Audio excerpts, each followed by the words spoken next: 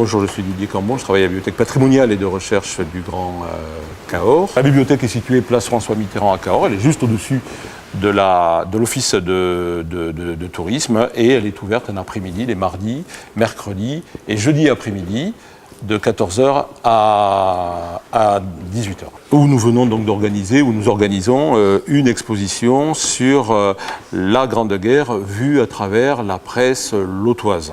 Et donc cette presse-là que nous avons cherché à présenter au public, et donc nous avons tenté de montrer, d'illustrer en tout cas les grands moments de cet événement qui a duré plus de 4 ans à travers cette presse-là. Nous présentons aussi une presse un petit peu particulière, les journaux de tranchées des régiments du Lot.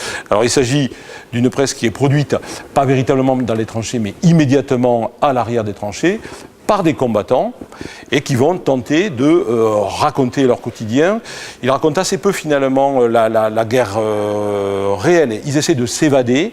Ce sont des journaux qui sont pleins de traits d'humour, de petites scénettes, qui sont faits par des combattants, pour les combattants. Oui, alors cette presse est fragile. Il faut imaginer que la presse est un document qui a été produit pour être consommé immédiatement. Un journal un journal en général, une journée une durée de vie de quelques jours à peine.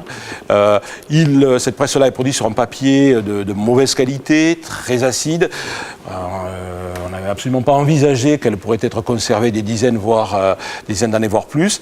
Et donc aujourd'hui, nous sommes en train de procéder à une campagne de numérisation de ces collections-là. Les gens qui sont intéressés par cette presse-là peuvent la retrouver en ligne sur le site de la médiathèque. Sur le journal du Lot, c'est absolument riche d'informations sur le quotidien et la vie des Lotois, donc pendant ces 80 ans. Et il y a des informations qu'on ne peut trouver que dans ce type de journaux.